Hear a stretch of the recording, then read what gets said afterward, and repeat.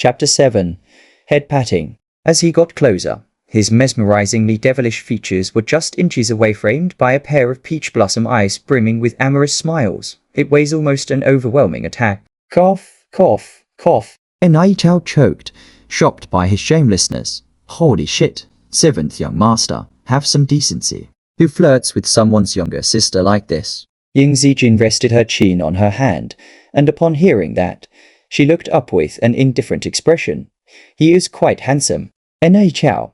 What could he say when one is willing to hit and the other is willing to be hit? Honest kids are cute. Fu? Yunshen stood up lazily. Then, I'll be the good guy to the end. I'll take you home. Just as Enai Chao was about to ask what he should do, a glance from the other shut him down. Fine, I'll just walk myself. Oh, brothers have no rights in front of a woman.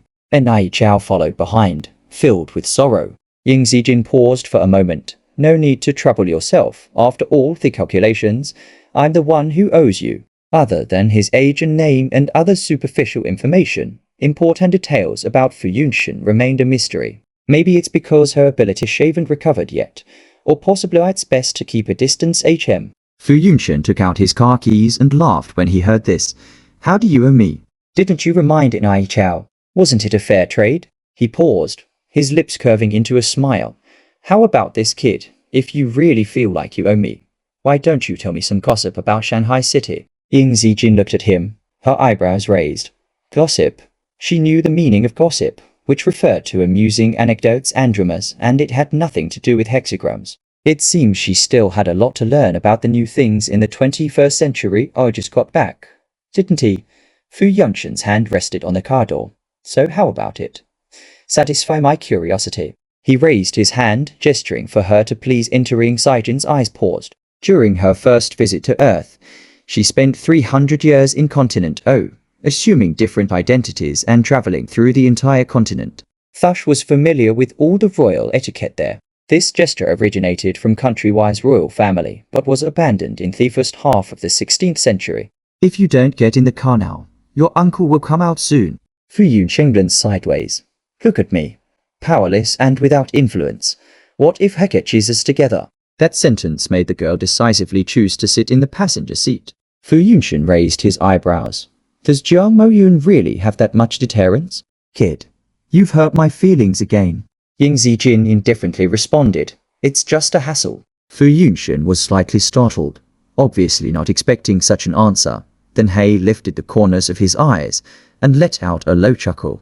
The light brushed over the man's fine black hair, dancing and falling, tinting his brows and eyes a pale golden color. The crimson of his lips and his naturally pale skin created a sharp contrast, the devilishly attractive look undiminished.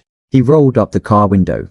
I heard that Jiang Moyun was the one who brought you from Qingxi County to Shanghai City. Yes, Ying Zijin recalled for a moment. He said he was sending me to Verdun to study.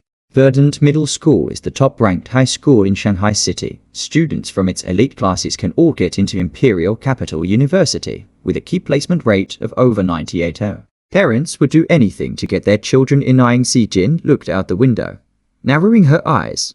I had a car accident on the way and ended up in the hospital. The car accident didn't cause any fatal injuries, but it alerted the Ying family to her existence because she has the extremely rare Runal blood type, just like Ying Lulai. This type of blood is also known as golden blood, the true universal blood, suitable for transfusion to any other blood type. However, if she herself needed blood, only Runal blood would do. There are less than 100 people with the Runal blood type worldwide, and even the Ying family couldn't provide an adequate blood supply for Ying Lulai when she was injured. She was just the right candidate. Fu Yunshen's fingers paused slightly. Is this why the Ying family adopted you? Ying Zijin propped her head with her hand and answered nonchalantly as if it was none of her concern. A living blood bank delivered to their doorstep. For why wouldn't they take it? Royal blood also has a very special characteristic. Each person can only draw from it once, and after drawing, antibodies will be produced. If one forcibly draws a second time, they will die. But she wouldn't. That's why the Ying family had been keeping her all along. Fu Yunshen turned his head, his gaze settling for 2 seconds, and then suddenly raised his hand, patting her head. Just like a little kitten. Ying Zijin slowly turned her head, her face expressionless. a murderous intent surfacing in her eyes. What are you doing? Telling you not to think too much. Fu Yunshan seemed to be in a particularly good mood, his lips curving upward. Fasten your seat belt. We are about to set off. 30 minutes later, the car stopped in a hillside villa district. Remember to rest early, Fu Yunshan said to the girl getting out of the car. Drink more longan and red date soup. Ying Zijin's eyelashes fluttered slightly. I know, thank you.